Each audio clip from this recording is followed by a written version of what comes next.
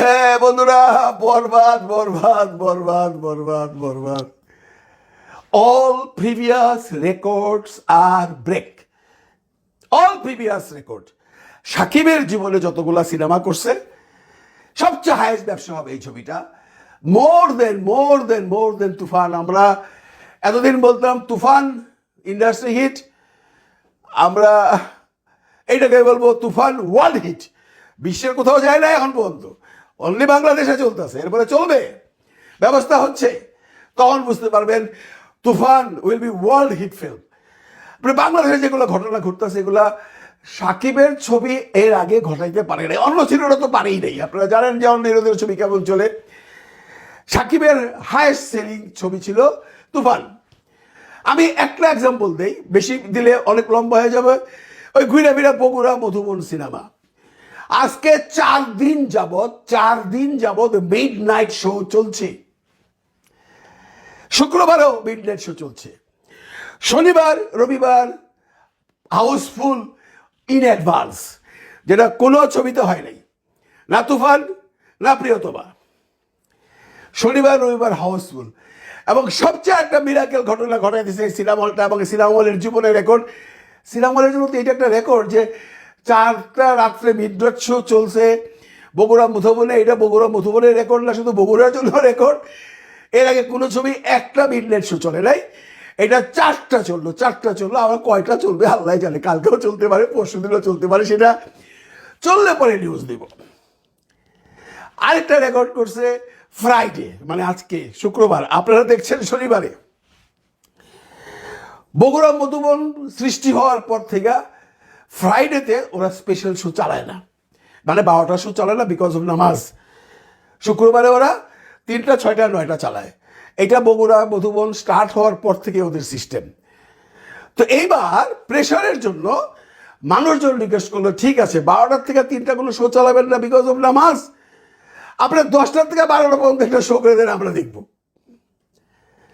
Naturally প্রচুর মানুষ বাইরে শুক্রবার দিন, কারণ ওরা ম্যাটিনের টিকিট নাই, ইভিনিংয়ের টিকিট নাই, নাইটের টিকিট নাই, শনিবারের 300 টিকিট নাই, 400 টিকিট নাই, রবিবারের কোনো টিকিট নেই। এই দর্শকগুলো আসছে বিভিন্ন আশেপাশের গ্রামগঞ্জ থেকে, ওরা সিনেমা দেখবেই। উপায় কি? উপায় একটা আছে, আমাদেরকে 9:30টার সময় স্টার্ট করে দেন, আমরা ছবি দেখে পরে নামাজে যাব। বাধ্য হয়েছে কর্তৃপক্ষ শুক্রবার মানে গতকালকে মর্নিং শো চালাইতে। সেই যে মর্নিং শোটা স্পেশাল শোর আগে চলে, আমরা ছোটোবেলায় দেখতাম শুক্রবারে, শনিবারে রবিবারে যে কোনো সিনেমা হলে মর্নিং শো চলতো ইংরেজি ছবি, 10টার থেকে 12টার মধ্যে শেষ। 12টার থেকে নর্মাল শো চলতো, তখন তো নামাজের জন্য বন্ধ ছিল না। আর তখন তো প্রচুর মানুষ সিনেমা দেখতো, প্রচুর সিনেমা হল ছিল। সেই ট্রেনটা বাংলাদেশ থেকে চলে গেছে, বাংলাদেশে কোনো মর্নিং শো নাই এখন। কোথায় চালাবে মর্নিং শো? কে চালাবে? কে দেখবে ভাই? ছবিই তো চলে না, সন্ধ্যার শোই চলে না, দুপুরের শো চলে না, রাত্রের শো চলে না, মর্নিং শো কেউ চালায় নাই কেউ। সবাই মর্নিং শো বন্ধ করে দিছে, সেটা বড় বহু বছর আগের থেকে।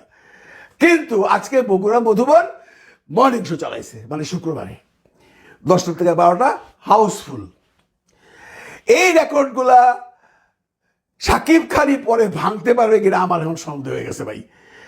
কারণ এই সেলটাকে সাকিব খানের ছবি দিয়ে সাকিব খান আবার পরবর্তীতে তাণ্ডবে ভাঙতে পারবো কিনা আমার নিজেরই সন্দেহ হয়। আশা করি ভাঙুক, কারণ তুফান যখন এই সেল দিয়েছিল আমরা কিন্তু কেউ ভাবি নাই বরবাদের মতো একটা সিনেমা, যার ডিরেক্টর নাটক থেকে আসছে, যে জীবনে সিনেমা বানায় নাই, সেই ছবি কি তুফানের সাথে বিট করতে পারবে?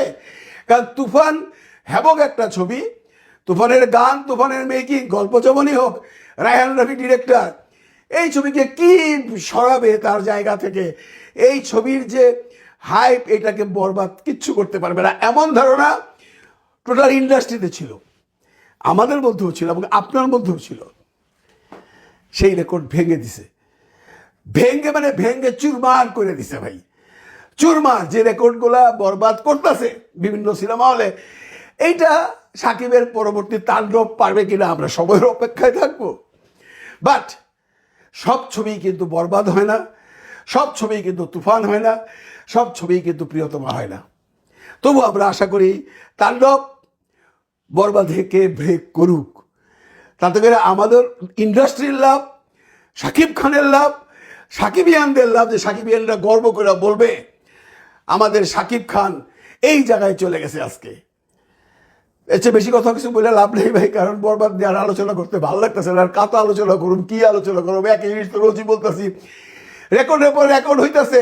আমি এখানে নতুন রেকর্ডগুলো আপনাদের দিতেছি, অন্য কোনো কথা বললাম না। ভালো থাকবেন সবাই, ভালো রাখবেন সবাইকে, খোদা হাফিজ।